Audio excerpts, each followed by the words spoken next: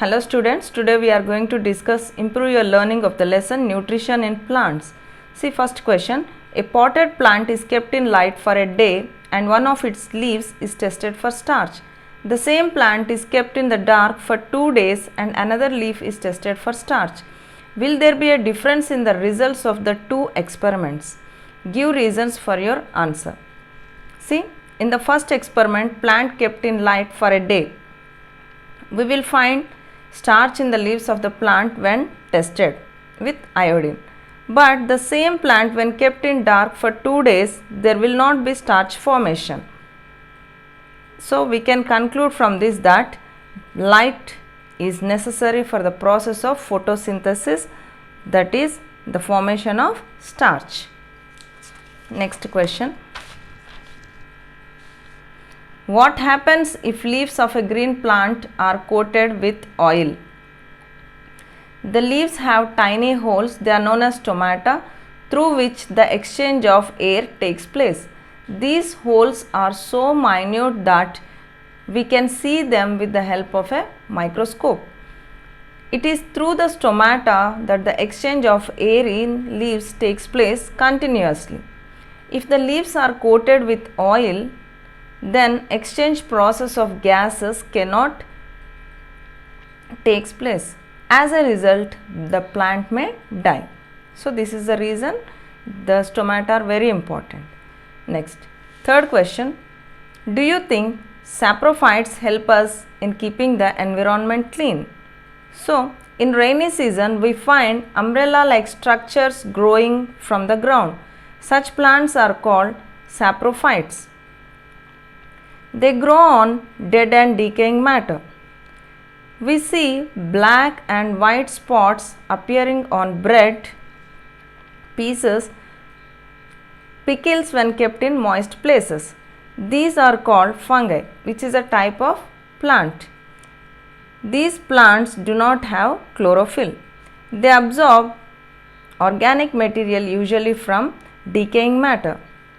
As they take the wastage material as their food, they are helping us in cleaning the environment. So they are also called the scavengers of the earth, saprophytes. Next question, fourth one.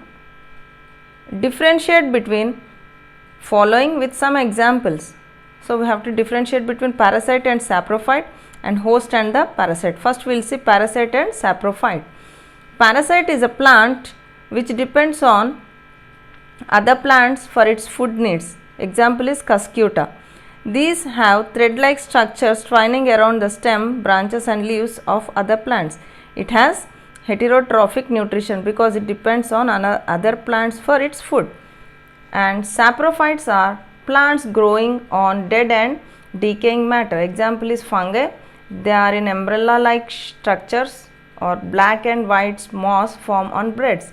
They absorb organic material usually from decaying matter.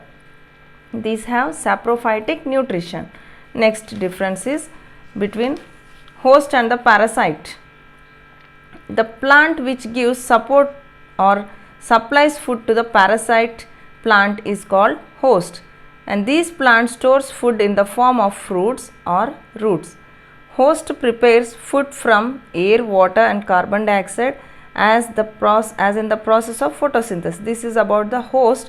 Next we will see about parasite, the plant which depends on host plant for its food needs. Example is Cuscuta.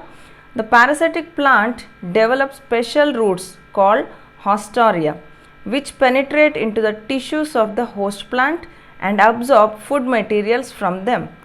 See, parasite absorbs food from host plant on which it is climbing. So these are the differences between host and the parasite. Next question we will see in the textbook. Here are some of the fifth question is fill in the blanks. So lenticels are present on stem in plants.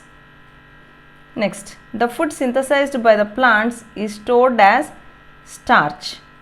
Saprophytes depend on dead and decaying matter for food. Next, name the following. Pores through which leaves exchange gases. So the small pores on leaves, they are known as stomata. Plants that act as scavengers of nature are saprophytes. As they feed on decaying matter, they are acting as the scavengers of nature. Those plants that share food and shelter are symbionts. They are symbionts. By the process of symbiosis, they share the food and shelter. And plants which cannot make their own food and obtain it from host, they are parasites. Next, multiple choice questions. We have to tick the correct answer. Cuscuta is an example of parasite. Haustoria, they are the special roots present in the parasitic plants to absorb the food from the host plant. Next, raw materials involved in the process of photosynthesis are carbon dioxide, water and sunlight, all of them. Next, circle the insectivorous plant among the plants given below. So here hibiscus, teak, nepenthes and aloe vera. So nepenthes is the insectivorous plant. Next, look at the 9th question.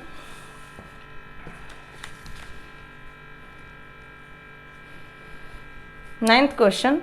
Collect information about experiments of Joseph Priestley and Ingenhousz from internet and make a brief note on them. See, Joseph Priestley carried out a sequence of experiments on plants.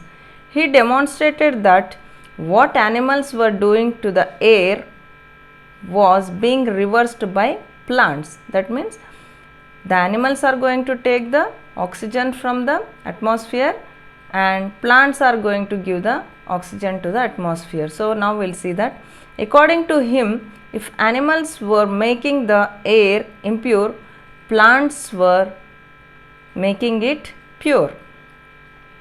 So plants are producing oxygen and animals are taking oxygen. Next, Ingenhousz done several experiments on plants and found that only the green parts of plants when exposed to sunlight could do that. Green parts of plants use carbon dioxide in the presence of sunlight along with water to make glucose, starch and other food materials. This process is called photosynthesis and such plants are called autotrophs. So autotrophs are the plants which prepare their own food material. Next question.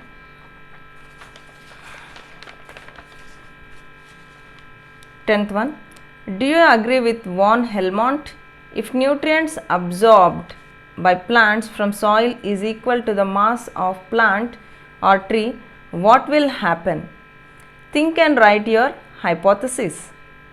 See, nutrients absorbed by the plant are utilized for production of food, but the growth and height of the plant is more than the weight of nutrients absorbed, because the food prepared involves the outer sources like carbon dioxide, sunlight mainly.